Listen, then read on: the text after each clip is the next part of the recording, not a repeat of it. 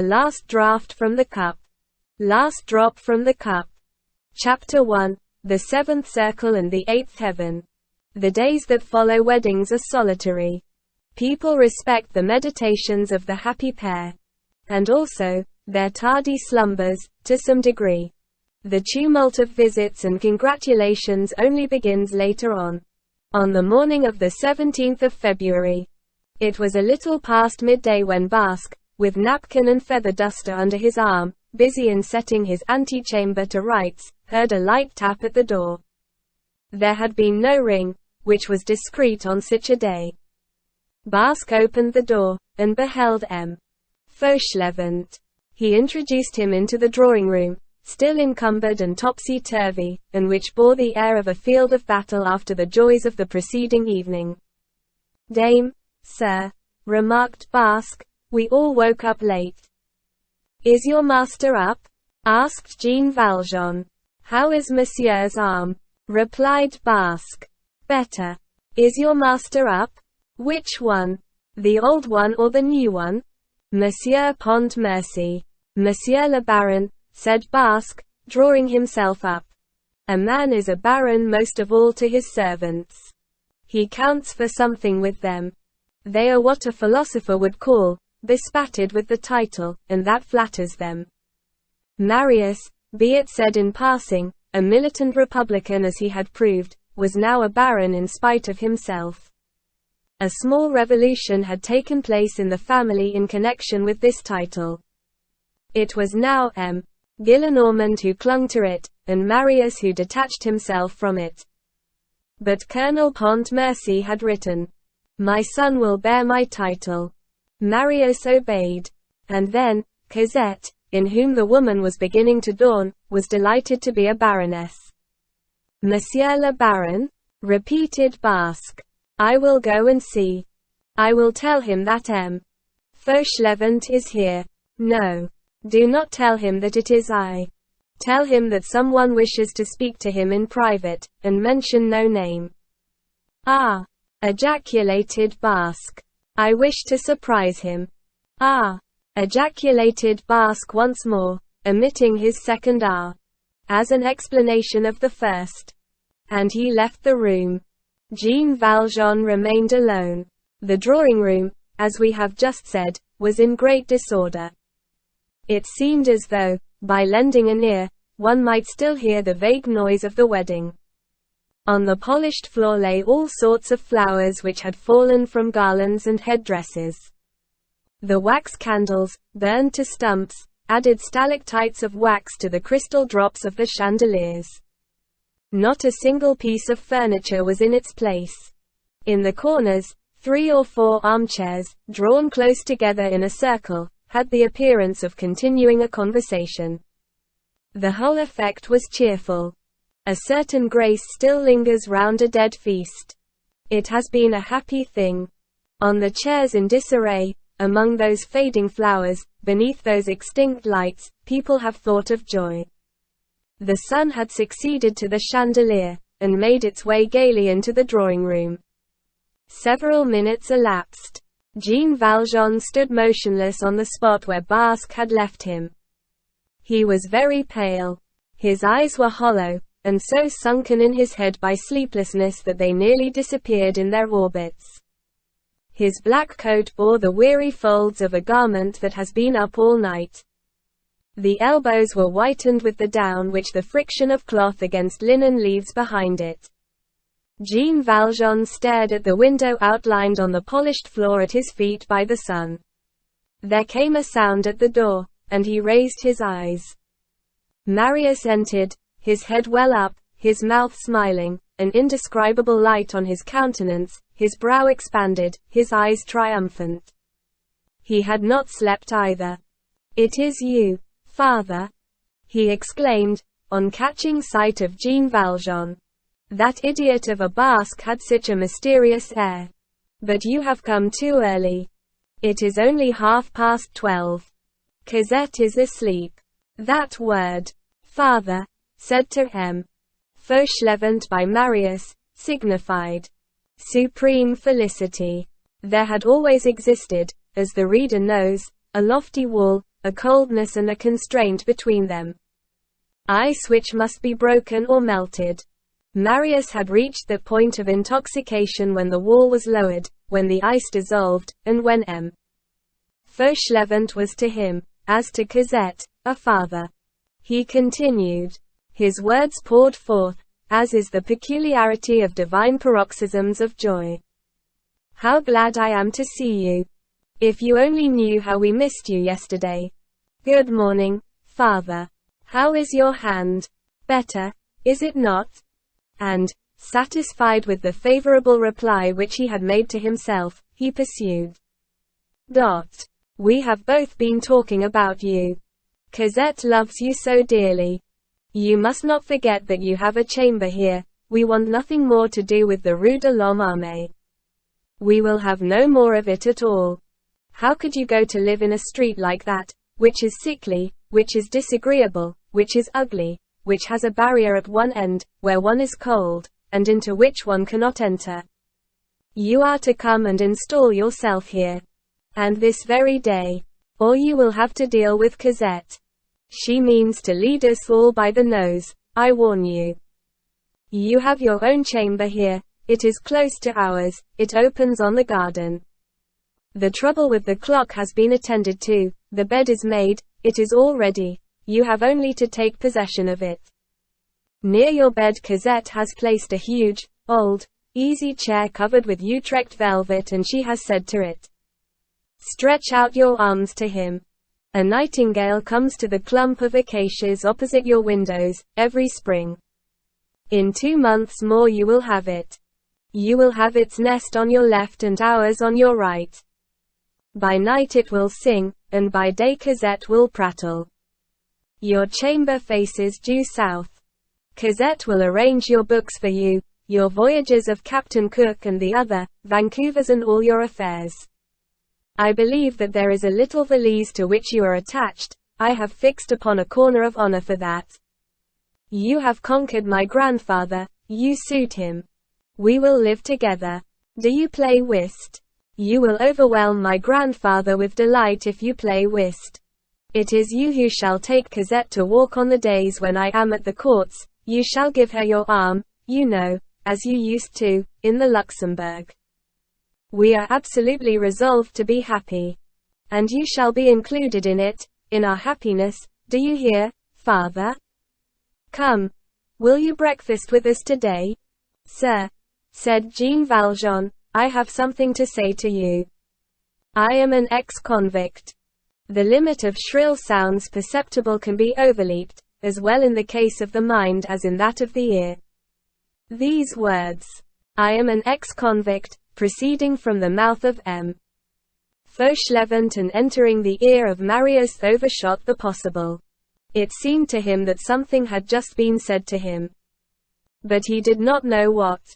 He stood with his mouth wide open.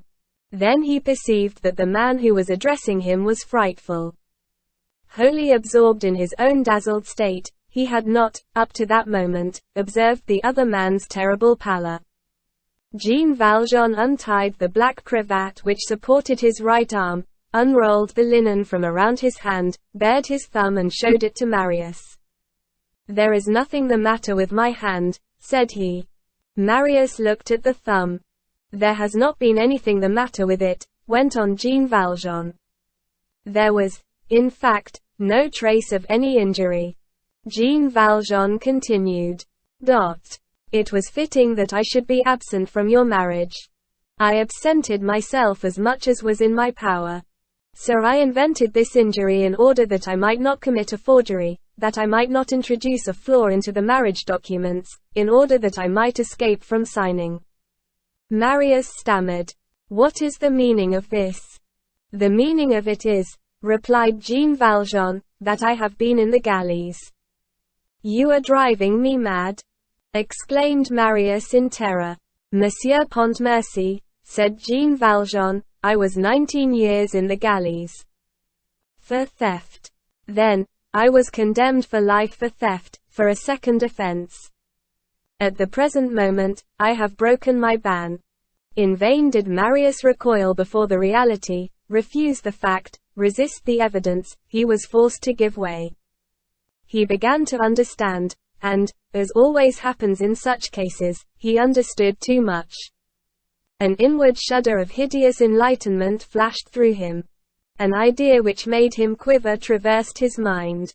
He caught a glimpse of a wretched destiny for himself in the future. Say all, he cried. You are Cosette's father. And he retreated a couple of paces with a movement of indescribable horror. Jean Valjean elevated his head with so much majesty of attitude that he seemed to grow even to the ceiling. It is necessary that you should believe me here, sir. Although our oath to others may not be received in law. Here he paused, then, with a sort of sovereign and sepulchral authority, he added, articulating slowly, and emphasizing the syllables. You will believe me. I the father of Cosette. Before God, no. Monsieur le Baron Pontmercy, I am a peasant of Faverolles. I earned my living by pruning trees. My name is not Fauchelevent, but Jean Valjean. I am not related to Cosette. Reassure yourself. Marius stammered. Who will prove that to me? I. Since I tell you so. Marius looked at the man. He was melancholy yet tranquil. No lie could proceed from such a calm. That which is icy is sincere. The truth could be felt in that chill of the tomb. I believe you, said Marius. Jean Valjean bent his head, as though taking note of this, and continued. What am I to Cosette? A passer-by. 10 years ago, I did not know that she was in existence. I love her, it is true. One loves a child whom one has seen when very young, being old oneself. When one is old, one feels oneself a grandfather towards all little children. You may, it seems to me, suppose that I have something which resembles a heart. She was an orphan, without either father or mother. She needed me. That is why I began to love her. Children are so weak that the first comer, even a man like me, can become their protector. I have fulfilled this duty towards Cosette. I do not think that so slight a thing can be called a good action. But if it be a good action, well, say that I have done it. Register this attenuating circumstance. Today, Cosette passes out of my life. Our two roads part. Henceforth, I can do nothing for her. She is Madame Pontmercy. Her providence has changed. And Cosette gains by the change. All is well. As for the 600,000 francs, you do not mention them to me, but I forestall your thought, they are a deposit. How did that deposit come into my hands? What does that matter? I restore the deposit. Nothing more can be demanded of me. I complete the restitution by announcing my true name. That concerns me. I have a reason for desiring that you should know who I am. And Jean Valjean looked Marius full in the face. All that Marius experienced was tumultuous and incoherent. Certain gusts of destiny produce these billows in our souls. We have all undergone moments of trouble in which everything within us is dispersed. We say the first things that occur to us, which are not always precisely those which should be said. There are sudden revelations which one cannot bear, and which intoxicate like baleful wine. Marius was stupefied by the novel situation which presented itself to him, to the point of addressing that man almost like a person who was angry with him for this avowal. But why, he exclaimed, do you tell me all this? Who forces you to do so? You could have kept your secret to yourself. You are neither denounced, nor tracked nor pursued. You have a reason for wantonly making such a revelation. Conclude. There is something more. In what connection do you make this confession? What is your motive? My motive? Replied Jean Valjean in a voice so low and dull that one would have said that he was talking to himself rather than to Marius. From what motive, in fact, has this convict just said, I am a convict? Well, yes. The motive is strange. It is out of honesty. Stay. The unfortunate point is that I have a thread in my heart, which keeps me fast. It is when one is old that that sort of thread is particularly solid. All life falls in ruin around one. One resists. Had I been able to tear out that thread, to break it, to undo the knot or to cut it, to go far away, I should have been safe. I had only to go away. There are diligences in the Rue Boulogne. You are happy. I am going. I have tried to break that thread, I have jerked at it, it would not break, I tore my heart with it. Then I said, I cannot live anywhere else than here. I must stay. Well, yes, you are right. I am a fool. Why not simply remain here? You offer me a chamber in this house. Madame Pontmercy is sincerely attached to me, she said to the armchair. Stretch out your arms to him. Your grandfather demands nothing better than to have me. I suit him. We shall live together, and take our meals in common. I shall give Cosette my arm. Madame Pontmercy. Excuse me. It is a habit. We shall have but one roof, one table, one fire, the same chimney corner in winter, the same promenade in summer. That is joy, that is happiness, that is everything. We shall live as one family. One family. At that word, Jean Valjean became wild. He folded his arms, glared at the floor beneath his feet as though he would have excavated an abyss therein, and his voice suddenly rose in thundering tones. As one family. No. I belong to no family. I do not belong to yours. I do not belong to any family of men. In houses where people are among themselves, I am superfluous. There are families, but there is nothing of the sort for me. I am an unlucky wretch. I am left outside. Did I have a father and mother? I almost doubt it. On the day when I gave that child in marriage, all came to an end. I have seen her happy.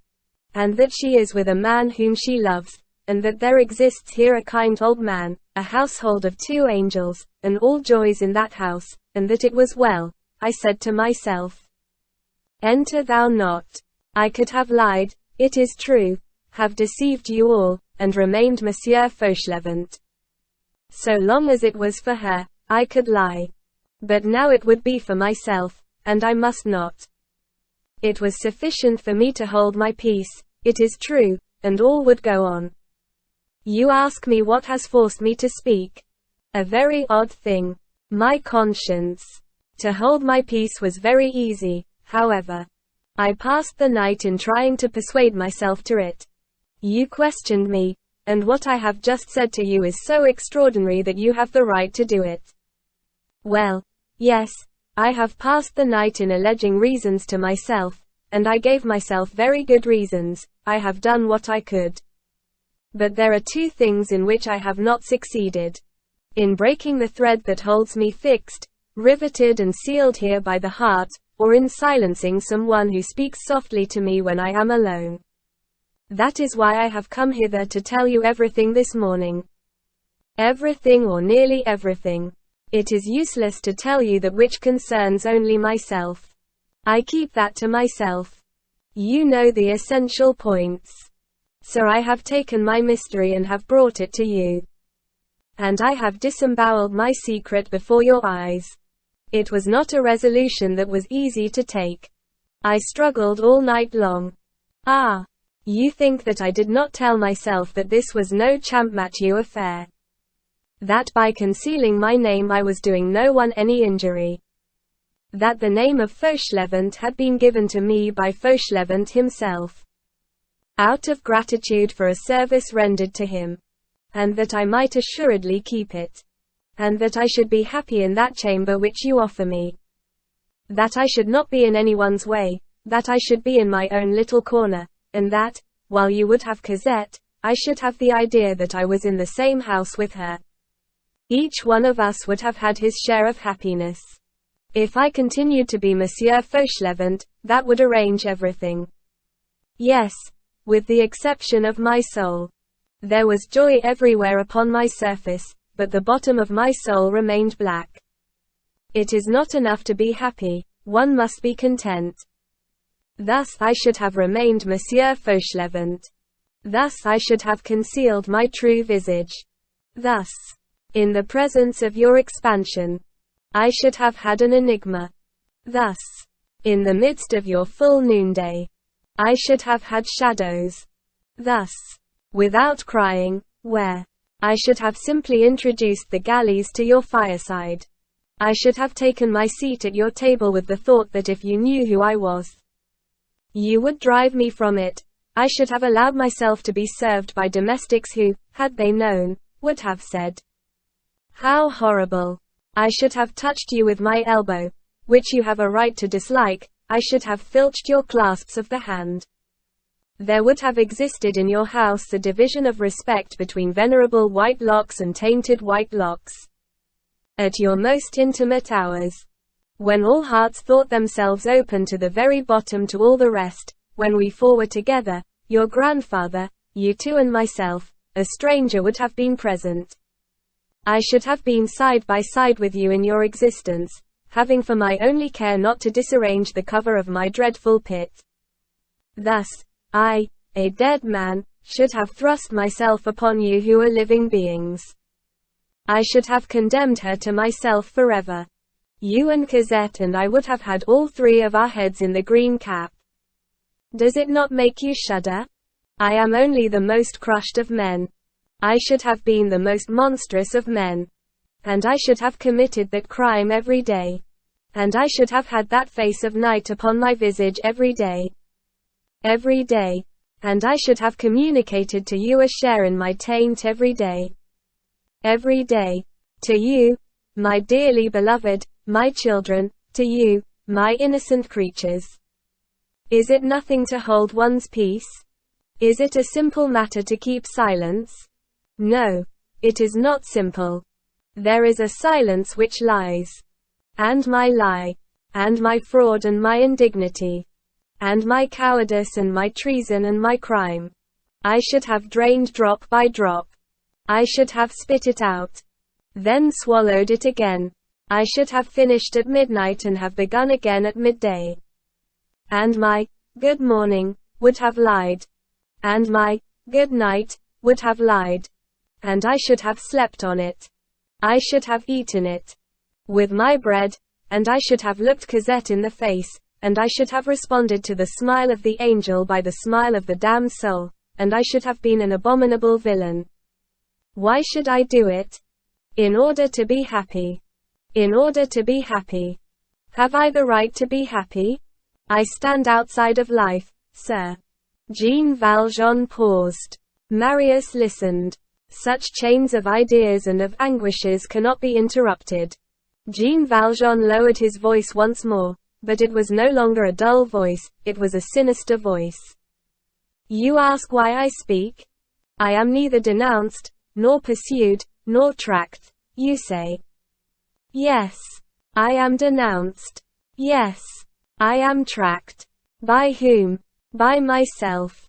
It is I who bar the passage to myself, and I drag myself, and I push myself, and I arrest myself, and I execute myself, and when one holds oneself, one is firmly held. And, seizing a handful of his own coat by the nape of the neck and extending it towards Marius. Do you see that fist? He continued. Don't you think that it holds that collar in such a wise as not to release it? Well, conscience is another grasp. If one desires to be happy, sir, one must never understand duty. For, as soon as one has comprehended it, it is implacable. One would say that it punished you for comprehending it. But no, it rewards you. For it places you in a hell, where you feel God beside you. One has no sooner lacerated his own entrails than he is at peace with himself. And, with a poignant accent, he added, Monsieur Pontmercy, this is not common sense, I am an honest man. It is by degrading myself in your eyes that I elevate myself in my own. This has happened to me once before, but it was less painful then. It was a mere nothing. Yes, an honest man. I should not be so if, through my fault, you had continued to esteem me. Now that you despise me, I am so. I have that fatality hanging over me that, not being able to ever have anything but stolen consideration. That consideration humiliates me, and crushes me inwardly, and, in order that I may respect myself, it is necessary that I should be despised. Then I straighten up again. I am a galley slave who obeys his conscience. I know well that that is most improbable. But what would you have me do about it? It is the fact. I have entered into engagements with myself. I keep them. There are encounters which bind us, there are chances which involve us in duties. You see, Monsieur Pontmercy, various things have happened to me in the course of my life.